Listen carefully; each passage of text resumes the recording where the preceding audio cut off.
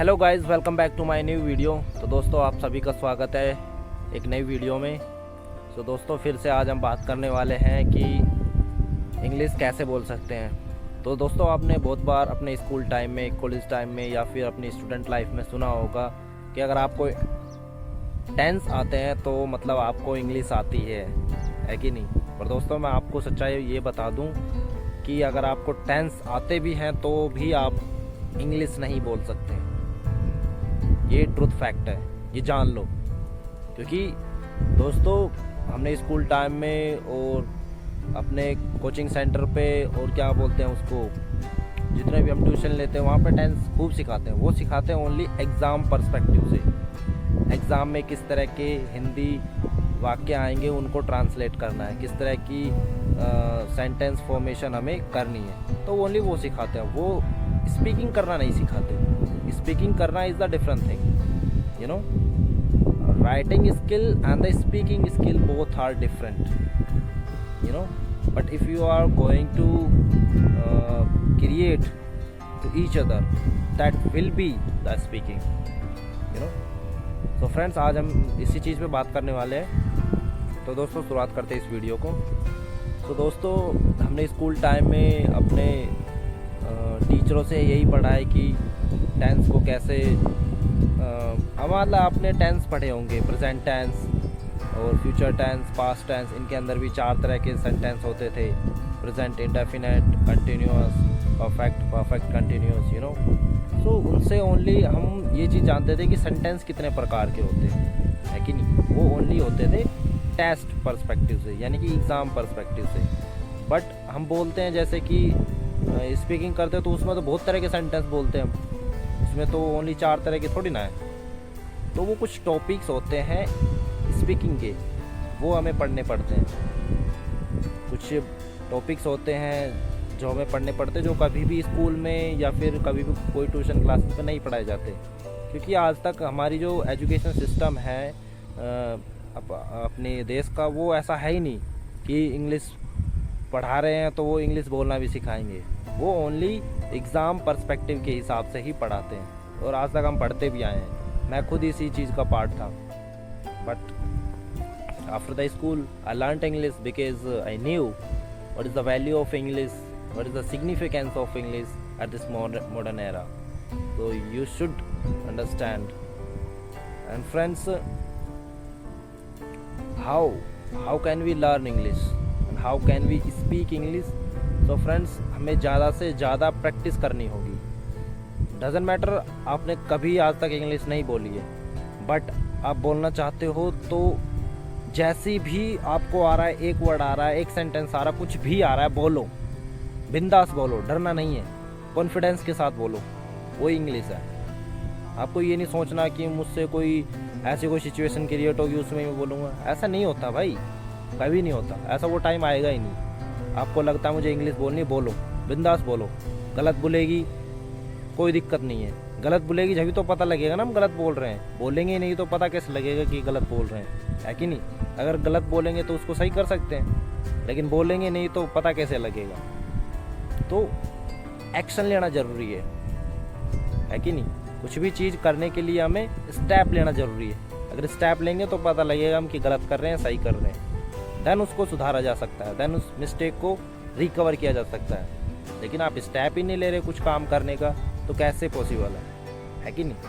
तो दोस्तों, यही चीज़ मैं बताने का मोटिव है मेरा इस वीडियो में कि आपको अगर इंग्लिश सीखनी है तो टेंस या ग्रामर, इन चीज़ों पे इतना फोकस नहीं करना। ये होती है बस एग्ज़ाम पर्सपेक्टिव से। अगर आपको इंग्लिश सच में ही सीखनी है तो बोलो, जैसी भी बोली जाती है बोलो। Whatever you are going to speak, just speak anything, that is your English.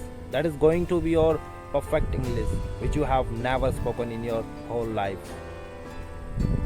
So friends, this is the whole entire my objective through this video, through my momentum to all of viewers who are watching this video, you know. So friends, we should understand how can we speak and how can we grow our English. This is the reason. Friends, कई बार हम सुनते हैं कि हमारे जो दोस्त हैं या वो हमारा मजाक बनाते हैं, वो हमें टोंट करते हैं, वो हमें बैड कमेंट करते हैं while speaking the English, while speaking anything, when learning something, so they comment. But it depends on you in which way you take these all the comments, in the positive way and the negative way. ये आप पर ही depend करता है कि आप उसको negative way में देखते हो या फिर पॉजिटिव एंगल से देखते हो। तो मैंने उन सब चीज़ों को पॉजिटिव एंगल से देखा, तभी मैं आज उनको जवाब दे सकता हूँ और मेरी जो अचीवमेंट है वो साफ दिखती है उनको। तो वो चीज़ है कहीं ना कहीं, और आपको भी वो चीज़ समझनी पड़ेगी। अगर आप उन पे फोकस करोगे तो अपने आप पे फोकस नहीं कर पाओगे, अगर अपने आप पे फोकस करोगे तो उनको जवाब अपने आप मिल जाएगा। तो वो चीज़ है, तो ये आपको समझनी पड़ेगी। जितनी जल्दी आप समझ जाओगे उतना जल्दी आप अचीवमेंट के पास रहोगे। वो चीज़ है फ्रेंड्स जो आपको समझनी बहुत ज़रूरी है आज के टाइम पे, क्योंकि आज के टाइम पे हमें इंडिविजुअल अपने बारे में सोचना पड़ेगा। अगर हम सोसाइटी के बारे में कि वो क्या कर रहा है, वो क्या सोचेगा, वो क्या सोचेगी, ये फालतू की अगर फिजूल बातें करेंगे तो अपने आप को ग्रो नहीं कर पाएंगे।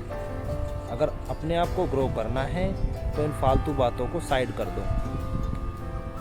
ये ट्रूथ फैक्ट है, ये आपको समझना ही पड़ेगा। If you are going to do any work, if you are going to learn English.